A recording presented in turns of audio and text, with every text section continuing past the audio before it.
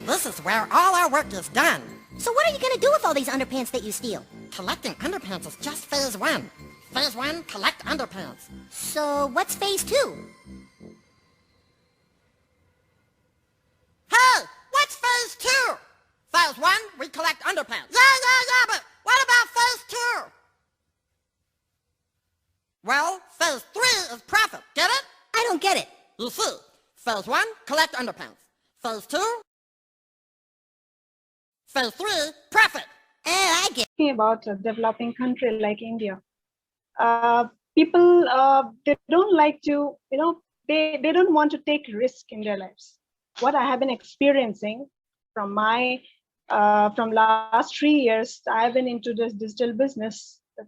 Those kind of some circumstances, I have seen their life, like their lifestyles, how they're dealing with their small things in their some petty issues, some some they're mostly they only look for the essential things. They don't like to take the chances or risk in doing something different. They bring some, they don't want to do it because they think that it's very risk, and if they will take that risk, it will hamper in their life along with the family. So taking the risk is not a thing for us. So it's better to follow the trend. Whatever others are doing, just go with the trend, and so that you will get in the success will be on the way. I mean, you will get through it very easily. And you'll get support from your family along with some of the things, like, these are some kind of impression in their mind. Mostly you can see, So it's like, so what I'm hearing then is that there is a fear behind the newness, the idea of new. And I suppose if people have been brought up a certain way in schooling, like Catherine said, and Shirin knows well, that you get this idea of what you're supposed to be. And if you have a cushy civil servant job with a pension in France, that's great, you're sorted. And, it's very different fear, because in India, I went to Goa numerous times, and you've got families with babies living in the gutters by the side of the road, and all they're able to do is feed their family with the stuff that tourists throw away. So in that circumstance, I can well understand fear. Nicholas, how does that 1 out of 10 manifest? And does 7, 8, 9, are they near, or are they just completely not related? So I would just correct you on one thing. I don't believe it's the fear of new, it's the fear of losing. So I would extend what Catherine said about civil servant to, in France, it's not necessarily civil servants, it's getting a lifetime job. We have a lifetime employment, and that's the objective. Sorry? You have security of the job. Yes, exactly. That's the security of the job. And security. I had that. I am an engineer. I had a lifetime job, with a long-term contract, and I left it. And I had a lot of fear myself. I had the fear of, what am I going to find after that? So I had the fear of getting my self-confidence of, am I able to find another job, or am I able to find other source of income? The fear of money, the financial fear is, I'm not getting every month my salary. So how am I going to survive? I'm going to feed my kids, my family, pay my rent, whatever.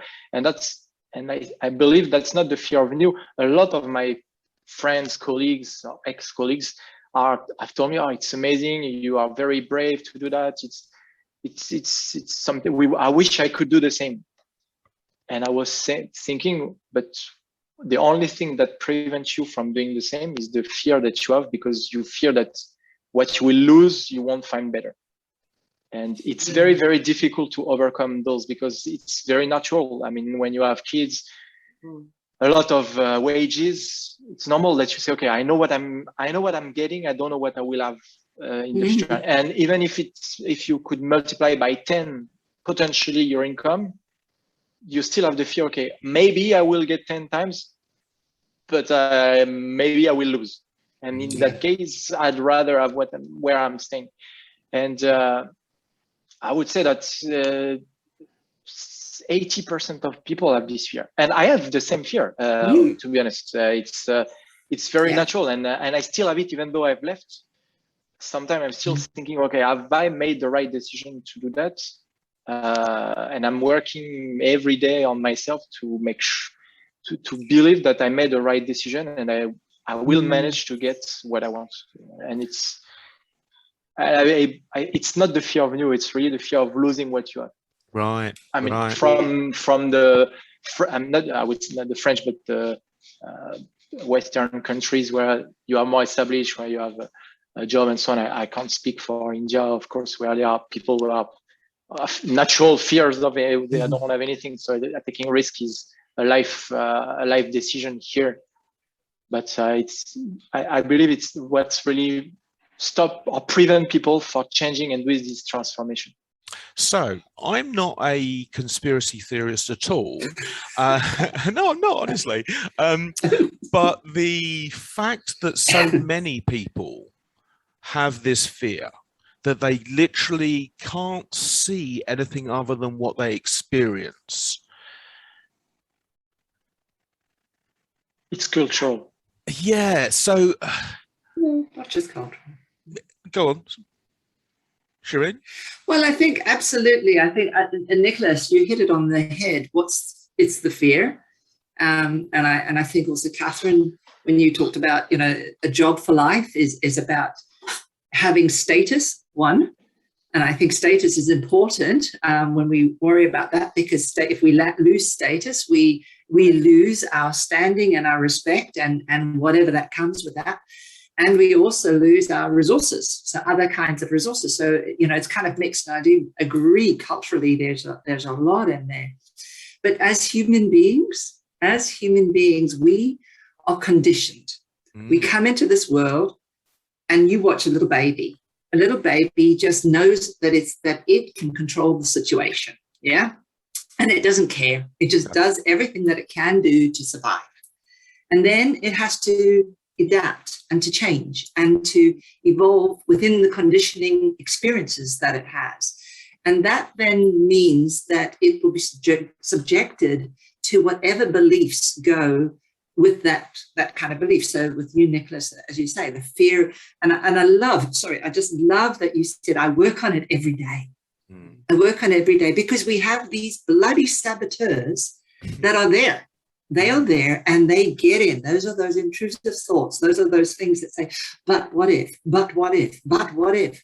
And until we can manage those but what ifs and just go into that place of certainty, even if we don't know of the certainty, that's the real key, isn't it? Just being able to be in the state of imbalance with uncertainty.